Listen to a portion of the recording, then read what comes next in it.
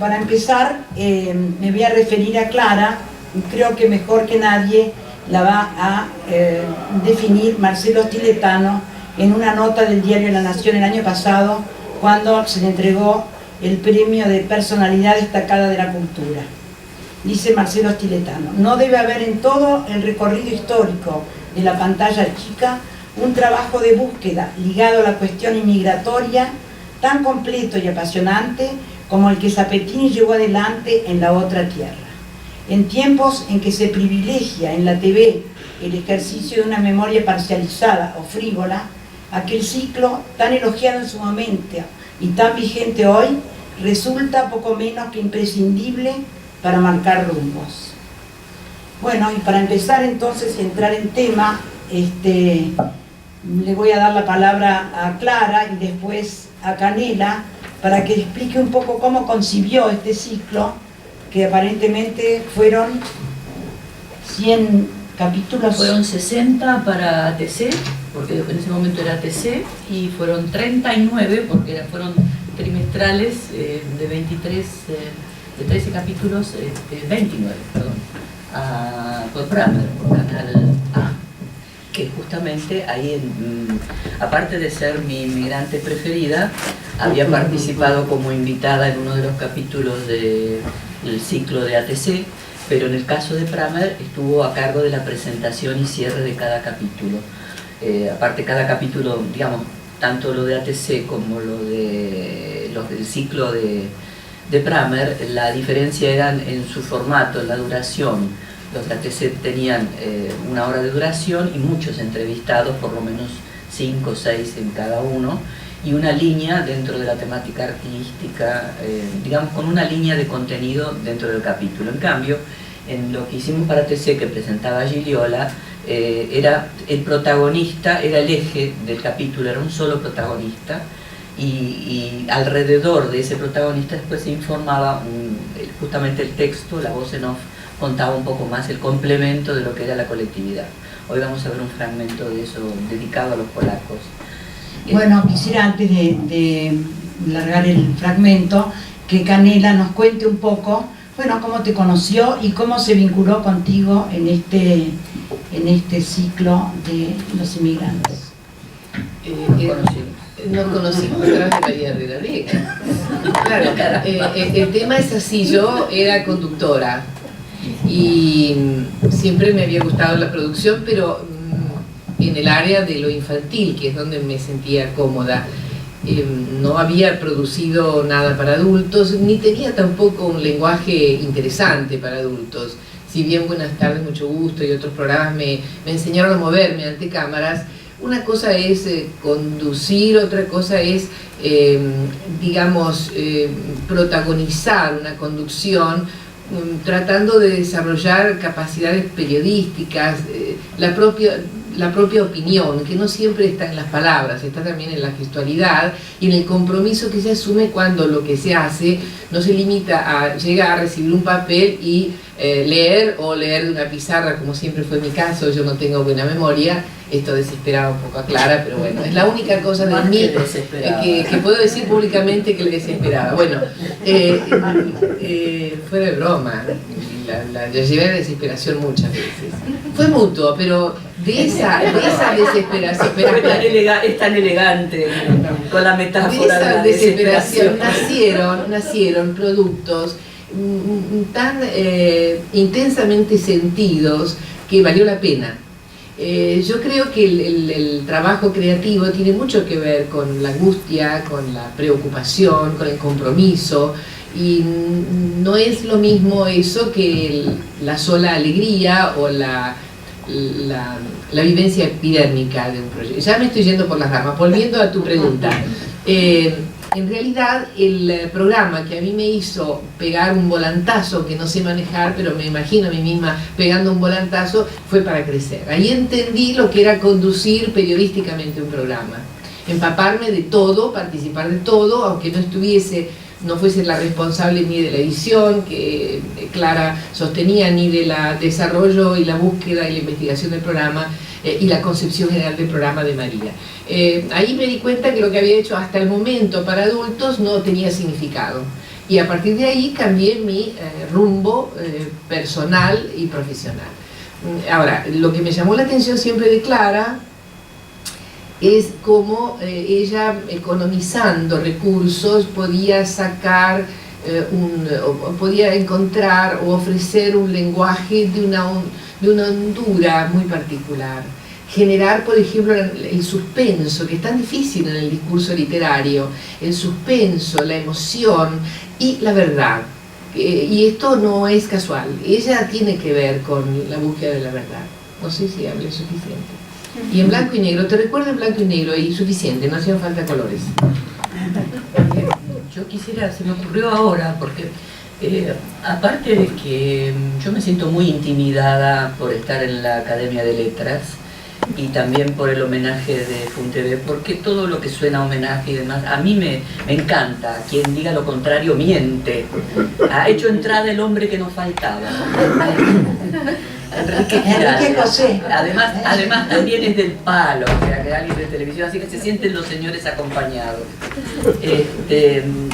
Digo que en relación a lo que comentaba Giliola y a esta cosa de la incomodidad de exponerme cara a cara, que no es casual que muchos de nosotros que trabajamos en televisión nos ponemos detrás porque queremos comunicar pero no nos atrevemos a estar expuestos de frente. Una de las cosas que digo que pueden encuadrar dentro de esto de estar en la Academia de Letras es el tema de cómo se escribe en vivo. Es decir, y creo que se me hizo la luz con lo que vos comentabas, Sí.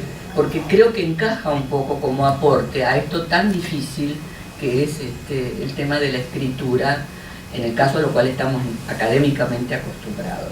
Por ahora creo que es suficiente. A ver qué dice Graciela Magli sobre este último concepto que vos has traído acá.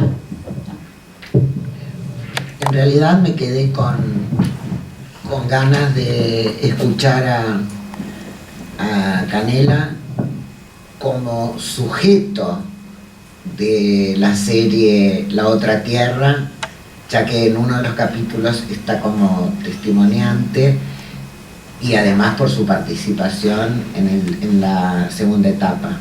No es que quiera eludir la pregunta, es que me quedé muy a la expectativa de escucharte en relación a ese ciclo extraordinario que es La Otra Tierra, que yo lo recuerdo como una de las experiencias como espectadora, no era guionista, era sociólogo y después hago una reflexión sobre ese programa.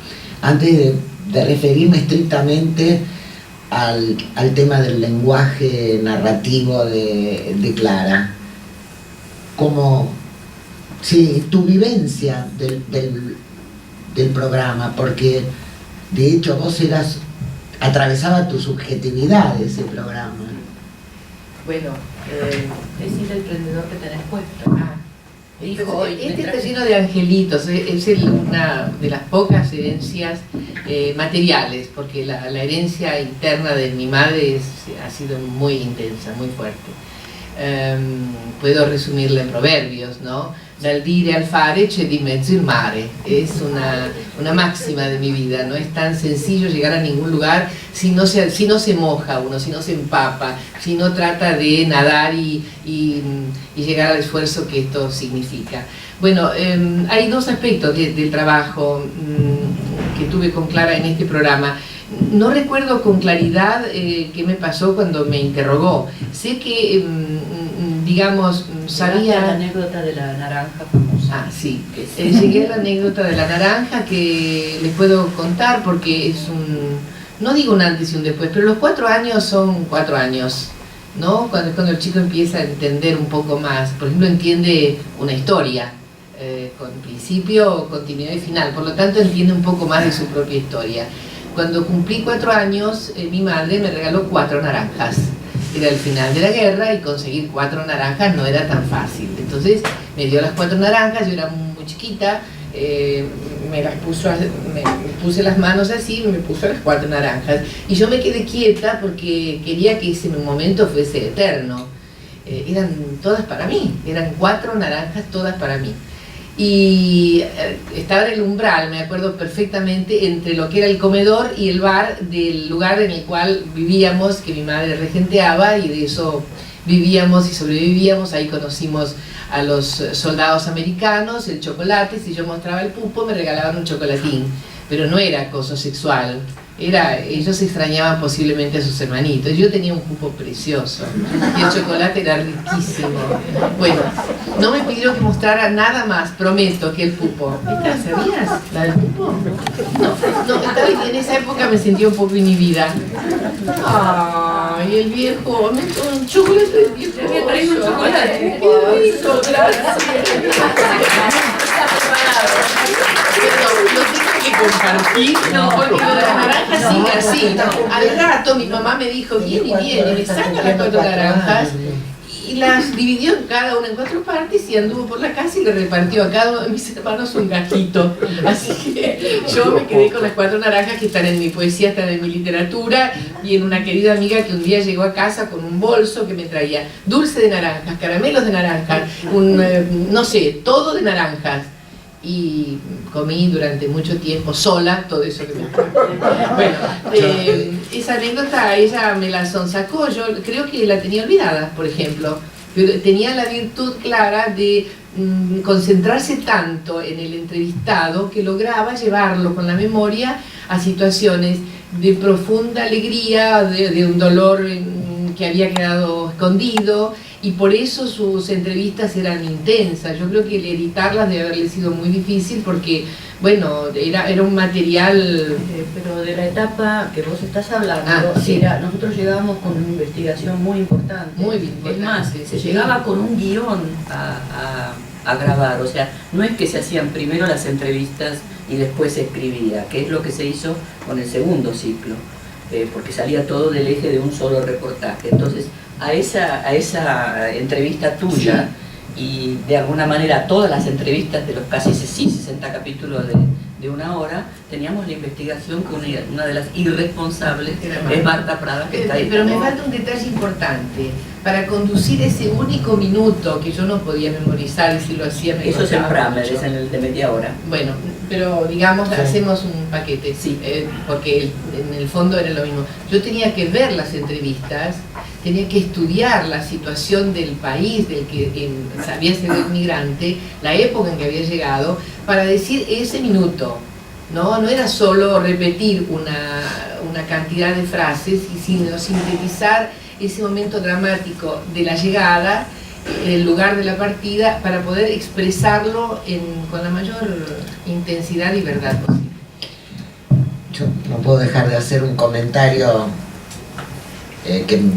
autorreferencial. Cuando, mirando unas entrevistas que le hicieron a Clara, descubrí que ella entró a la Universidad de La Plata a estudiar cine en el mismo año que yo entré a Filosofía y Letras para estudiar Sociología.